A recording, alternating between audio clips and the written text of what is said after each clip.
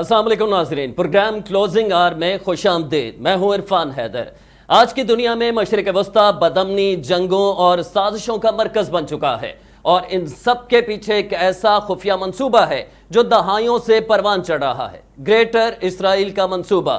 یہ ایک ایسا خواب ہے جو صرف اسرائیل کے موجودہ حدود تک محدود نہیں، بلکہ نیل سے فرات تک ایک عظیم سلطنت کی بنیاد رکھنے کا خطرناک تصور رکھتا ہے۔ یہ منصوبہ صرف زمین پر قبضے کا نہیں، بلکہ پورے خطے کے جغرافیہ، ثقافت اور نظریات کو بدلنے کی سازش ہے۔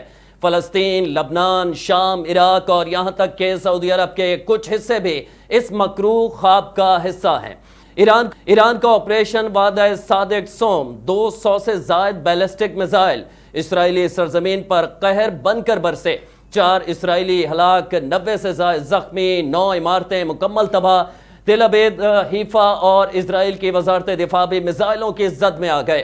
ایرانی پاسداران انقلاب کا دشمن کے 100 دعویٰ 50 سے زائد فوجی اور حساس اہداف کو نشانہ بنایا گیا۔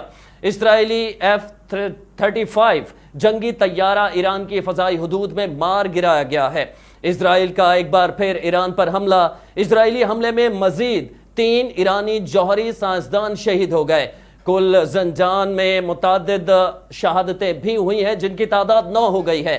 پاسداران انقلاب کے 3 میں سے کئی اہلکار جو ہیں وہ مزید بھی شہادتیں جن کی ہوئی ہیں بتائی جا رہی ہے۔ ایران کے مغربی علاقے میں زوردار دھماکے بھی سنے گئے ہیں۔ اس ساری صورتحال پر آج ہم بات کریں گے۔ پروگرام میں ہمارے ساتھ موجود ہیں جنرل ریٹائرڈ نعیم خالد لودھی صاحب۔ جنرل صاحب، بہت شکریہ، وقت کے لیے مشکور ہیں، آپ نے NTN نیوز کو وقت دیا۔ آپ یہ جو گریٹر اسرائیل کا ناپاک جو عزائم ہیں اور اس کا عملی جامہ اب ہم دیکھ رہے ہیں، پہنانے کی کوشش کی جا رہی ہے، گو کہ اس میں اسرائیل کامیاب ہوتا ظاہر ہے نہ دکھائی دے رہا ہے اور نہ کبھی ہوگا۔ اس حوالے سے بھی میں آپ سے جاننا چاہوں گا، اور یہ سازش کب سے پک رہی ہے اور کیا اس کا بیک گراؤنڈ ہے، اس حوالے سے تو آپ سے جانیں گے۔ ساتھ ساتھ یہ کہ اب تک جو ایران نے ریٹیلیٹ کیا ہے، یقیناً وہ ایران کی استعداد سے کہیں زیادہ ہے، اس پہ کیا کہیں گے آپ؟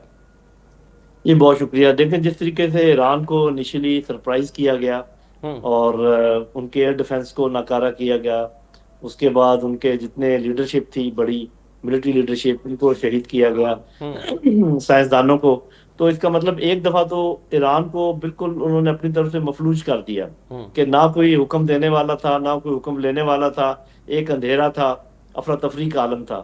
اور ہمارا یہ خیال تھا، جو کہ صاف ظاہر ہے کہ ایران کے چاہنے والے بھی ہیں لیکن ساتھ ہی ساتھ ملٹری اینالسٹ بھی ہیں، میرا بھی یہ خیال تھا کہ 3-4 دن سے پہلے ایران کوئی جوابی کارروائی نہیں کر پائے گا، لیکن ہمیں بہت خوشگوار حیرت ہوئی جب ہم نے یہ دیکھا کہ ایران نے تو 48 سے 72 گھنٹے کے اندر اندر ایسا کام کیا جو کہ بہت مشکل ہے۔ آپ دیکھیں، اتنے میزائل جس کے خلاف لیئر در لیئر ایئر ڈیفنس سسٹمز ہیں، اس کے باوجود ان کو چیرتے ہوئے وہاں تک چلے گئے اور پہنچ گئے، گو کہ نقصان انہوں نے اتنا نہیں کیا جتنا نقصان ایران کا ہوا ہے، وہ اس کا کوئی موازنہ نہیں ہے، ایران کا نقصان بہت زیادہ ہے۔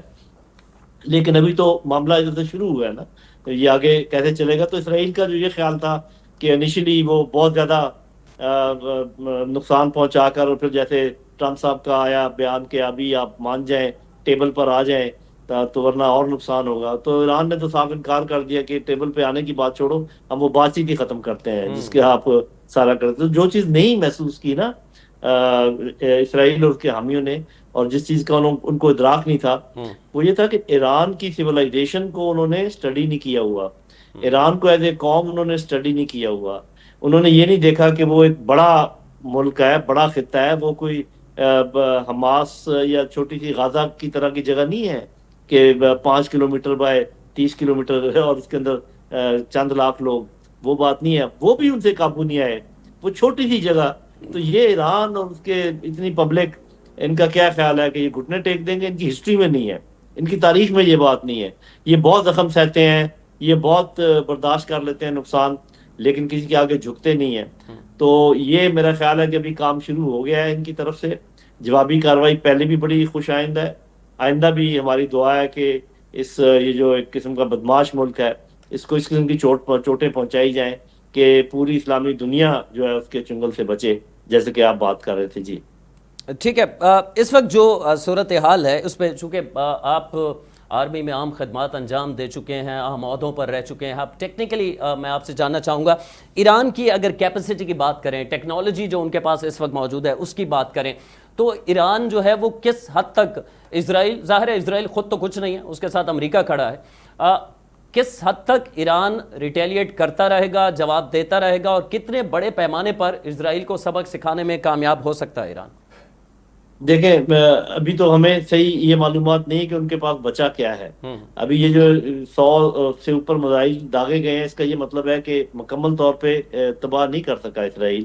جیسے میں نے کہا کہ بہت بڑا علاقہ ہے اور بہت، تو آنے والے دنوں میں بھی یہ دیکھا جائے گا ان کے پاس جو خاص میزائل ہیں اگر وہ بچ گئے ہیں، اور وہ جو ملٹیپل وار ہیڈز پھینکتے ہیں اوپر سے، ان میں سے کوئی اگر انہوں نے داغ دیا تو میرا خیال ہے کہ سمجھ آ جائے گی اسرائیل کو کہ انہوں نے کہاں پر ہاتھ ڈالا ہے.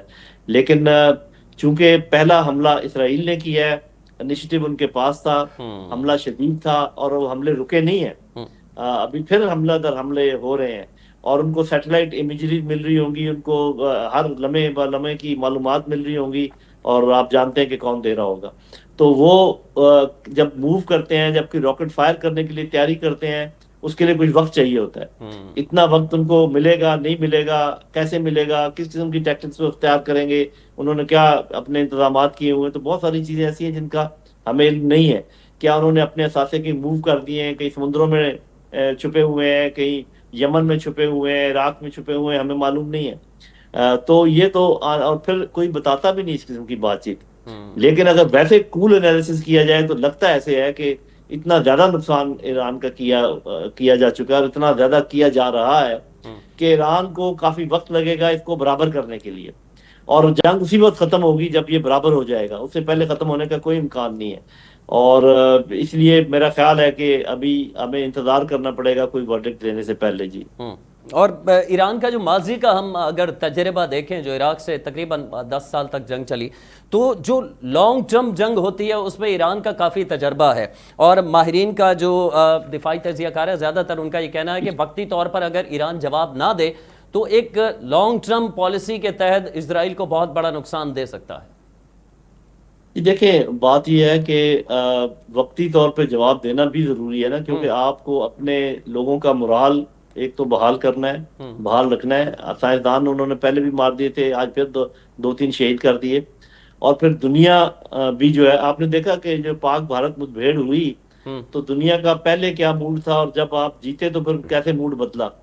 تو یہ جو جیت ہوتی ہے جنگ میں، اس کو اس لیے ضروری ہوتی ہے کہ اس سے دنیا کا موڈ بھی بدلتا ہے، آپ کے اپنے لوگوں میں اعتماد پیدا ہوتا ہے، دشمن کے دل میں دہشت پیدا ہوتی ہے. تو بے شک اس میں وقت لگے، لیکن اس میں کوئی تعطل نہیں آنا چاہیے. لگاتار پریشر ایران کو چاہیے کہ بنائے رکھے اسرائیل کے اوپر. یہ بات آپ نے جو کہی، یہ میں مانتا ہوں کہ چند دنوں میں وہ برابر نہیں کر پائیں گے، ان کو ایک لمبی کمپین کرنی پڑے گی، لیکن آخرکار وہ برابر بھی کر دیں گے، شاید اس سے اوپر بھی چلے جائیں.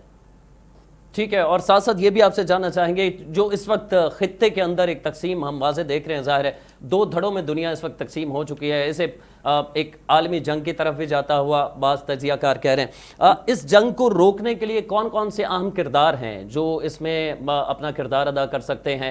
اور ظاہر ہے اب تو ایران نے، ظاہر ہے جو ان کا نقصان ہو چکا ہے وہ تو ابھی رکنے کے لیے تیار نہیں ہے. ایران کا ابھی تھوڑی دیر پہلے ہی ان کے صدر کی جانب سے یہ بیان تھا کہ ٹیلی ویژن سکرین سے جو ایرانی عوام ہے وہ ہٹے نہیں، ہم دنیا کو سرپرائز اگلے کچھ گھنٹوں میں دینے والے. جی دیکھیں، جو ملک کردار ادا کر سکتے ہیں وہ تو روس اور چین ہے اس وقت. اس کے بعد سعودی عرب اور پاکستان ہے، کیونکہ یہ ایسے ممالک ہیں بڑے جن کا مشرق وسطیٰ میں بھی اثر رسوخ ہے، اور ایران کے ساتھ بھی تعلقات جو ہیں وہ موجود ہیں. اور جہاں تک اس جنگ کا ورلڈ وار میں تبدیل ہونا، وہ میرا خیال ابھی اتنا آسان نہیں ہے، مشکل ہے، اس لیے کہ یوکرین کی جنگ ابھی تک لگی ہوئی ہے، اس میں بھی ورلڈ وار ہونے کے چانسز ابھی تک موجود ہے اگر روس اپنے اس کو پھیلانے کی کوشش کرے، جو کہ وہ نہیں کر رہا. ایران بھی اس جنگ کو پھیلانے کی کوشش قطعاً نہیں کرے گا. لیکن میں آپ کو ایک خدشہ بتا دوں، اس کا اظہار کر دیتا ہوں کہ ایران تو یہ چاہتا ہے کہ بس اس کی جنگ اسرائیل کے ساتھ رہے اور کوئی اس میں ملوث نہ ہو. لیکن جیسے امریکہ ان کے ساتھ کھڑا ہے اسرائیل کے ساتھ، ایسے ایران چاہے گا کہ چائنا، رشیا اور باقی ملک اس کے ایران کے ساتھ کھڑے ہو جائیں، تاکہ وہ ایک مضبوطی اور لاجسٹک ان کی بہتر ہو جائے. لیکن اسرائیل چاہے گا کہ یہ جنگ پھیلے، اور اس کو پھیلانے کا اس کے پاس بہترین طریقہ یہ ہے کہ وہ فالس فلیگ آپریشن کرے. وہ قطر کے اوپر، یو اے کے اوپر، بحرین کے اوپر، ایسی جگہوں پر جہاں پر اڈے ہیں امریکی، وہاں پر اپنے میزائل پھینکے، یا کوئی کسی طریقے سے کہے کہ یہ حملہ جو ہے نا ایران کی طرف سے ہوا ہے، اور فیک حملہ ایک بنایا جائے، ایک فالس فلیگ بنایا جائے، تاکہ ان ملکوں کو بھی اندر سے ملوث کیا جائے. لیکن ابھی دنیا پاگل نہیں ہے. آپ نے دیکھا کہ جب ہندوستان نے فالس فلیگ کرنے کی کوشش کی تو پوری کسی نے ان کا اعتبار نہیں کیا. تو میرا خیال ہے اسرائیل کی اس قسم کی کاوش بھی کامیاب نہیں ہوگی. تو میرے اپنے خیال میں یہ جنگ زیادہ پھیلے گی نہیں. یہ جنگ لمبی ضرور ہو سکتی ہے بٹوین اسرائیل اینڈ ایران، لیکن باقی جو سب سے زیادہ ملک جس کو ہوشیار رہنے کی ضرورت ہے وہ پاکستان، کیونکہ بالکل ساتھ ہے ہمارے ایران. اور کچھ ایسی باتیں سننے میں آئی ہیں، آپ نے بھی سنی ہوں گی اسرائیل کی طرف سے، اور کچھ پہلے بھی کسی ایک شخص نے کہا تھا کہ ایران کے پاس کسی صورت میں ایٹمی ہتھیار نہیں ہونے چاہیے، اور کچھ اور ملک بھی ہیں جن کے پاس نہیں ہونے چاہیے. نام نہیں لیا تھا انہوں نے، نیتن یاہو کا بیان موجود ہے اس حوالے سے، ویڈیو بیان. وہ کہہ رہے ہیں نیتن یاہو نے تو یہ کہہ دیا نا کہ ہم وہ جی غلطی نہیں جی کریں گے جو پاکستان کے ساتھ کی تھی. تو اور بھی میں اشارہ دے رہا ہوں. تو میرے خیال پاکستان کو الرٹ رہنے کی ضرورت ہے، لیکن ہمیں دعا کرنی چاہیے کہ ایران یہ جنگ جیت جائے، کیونکہ ایران کے جیتنے کے نتیجے میں پاکستان کی بھی بچت ہے. ایران کے ہارنے کے خدا نہ خواستہ نتیجے میں پاکستان بھی ایکسپوز ہو جائے گا. تو اس لیے ہمیں ہر طریقے سے ایران کی مدد بھی کرنی چاہیے، اور ہمیں دعا بھی کرنی چاہیے کہ وہ کامیاب ہو جائے. وزیر دفاع ملک کے خواجہ آصف صاحب آج انہوں نے اسمبلی میں خطاب کرتے ہوئے کہا ہے کہ ایران کا ساتھ ہر صورت تمام عالم اسلام کو دینا چاہیے. انہوں نے بھی اسی خدشے کا اظہار کیا جو آپ بات کر رہے ہیں. وہ کہہ رہے تھے کہ یہ صرف بات ایران تک نہیں رہے گی، اسرائیل اور امریکہ آگے بڑھنے کی کوشش کریں گے، کیونکہ ظاہر ہے وہ چین کو اپنے مقابلے میں ابھرتا ہوا جو ہے وہ نہیں دیکھ سکتے، اور اس خطے پہ قبضہ چاہتے ہیں. تو پھر اس کی حل کیا ہے؟ اس کا کیا عالم اسلام، مڈل ایسٹ، اوور آل 50 سے زائد ممالک، 50-55، وہ اسی طرح لفظی بیان بازی کرتے رہیں گے، یا کچھ عملی طور پہ بھی کرنے کی ضرورت ہے؟ دیکھیں، آپ نے شروع میں اپنے انٹروڈکشن میں کچھ ملکوں کا نام لیا، جی، لیبیا، شام. نائجیریا، عراق، شام، افغانستان، اور کتنے ہی ملک جو کہ عرب سپرنگ کے نام پہ جن کو ملیامیٹ کیا گیا، سوڈان بھی اس میں شامل ہے.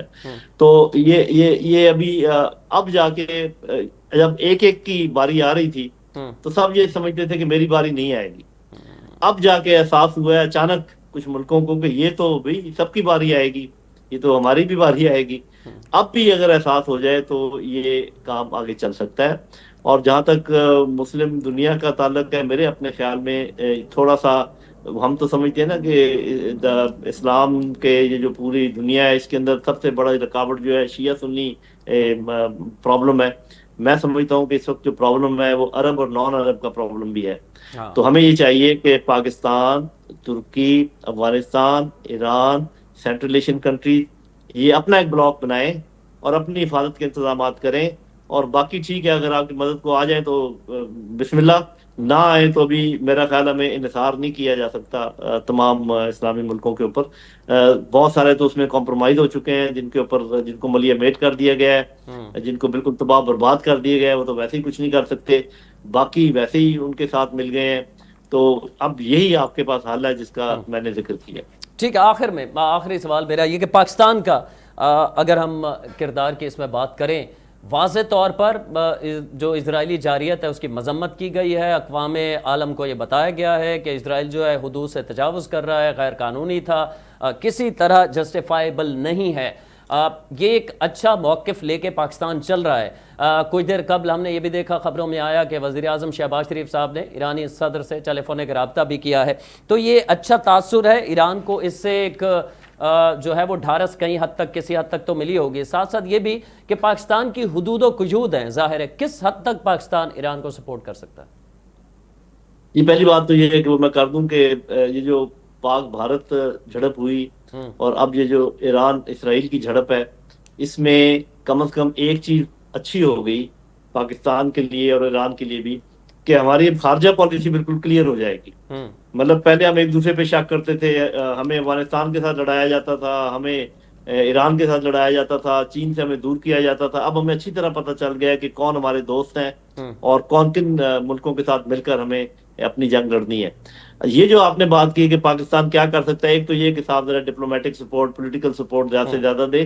اس کے بعد پاکستان ایک بہت بڑی یہ مدد کر سکتا ہے کہ چین کو اور روس کو یہ کہے کہ آپ اس طریقے سے مدد کریں ایران کی جیسا کہ امریکہ اسرائیل کی کرتا ہے، اور اس میں اگر کسی تعاون کی ضرورت ہو پاکستان کی تو اپنا تعاون پاکستان پیش کرے. پاکستان اکیلا اگر آگے بڑھے گا تو وہ تھوڑا سا خطرناک ہوگا. تو چین اور روس اور اگر ترکی اور سینٹرل ایشین کنٹریز اگر ان کے ساتھ مل کر ایران کے ساتھ کھڑے ہو جائیں تو پھر پاکستان بھی سیف رہے گا اور پاکستان کو اور ایران کو فائدہ بھی ہوگا. بہت بہت شکریہ. ہمارے ساتھ موجود تھے جنرل ریٹائرڈ نعیم خالد لودھی صاحب. آپ نے وقت دیا اور آپ نے تفصیل سے اظہار خیال کیا جو اس وقت صورتحال ہے خطے کی، مڈل ایسٹ کی خصوصاً بات کریں اور مشرق وسطیٰ کی، تو اس میں ایک عالمی جنگ کی طرف معاملات کئی تجزیہ کار ایسا کہہ رہے ہیں کہ جاتے ہوئے دکھائی دیتے ہیں. ایران نے ابھی تک جو جواب دیا ہے وہ بے مثل ہے. ظاہر توقع نہیں کی جا رہی تھی، جیسے کہ جنرل صاحب نے بھی کہا کہ اتنے جلدی ایران اتنے بڑے پیمانے پر اسرائیل کو جواب دے سکتا ہے. اسرائیل نے پھر جوابی وار کیا ہے. اب ایران کی جانب سے بیان آیا ہے کہ عوام ایران کے ٹی وی اسکرین کے سامنے رہیں، ہم دنیا کو سرپرائز دینے والے ہیں. کس قسم کا سرپرائز ہو سکتا ہے؟ اسرائیل پر مزید حملے ہوتے رہیں گے. اسی پر پروگرام میں آگے بھی چل کے بات کریں گے. کچھ اور بھی مہمان ہمارے ساتھ موجود ہوں گے، لیکن یہاں وقت ہوا ایک بریک کا. ہمارے ساتھ رہیے.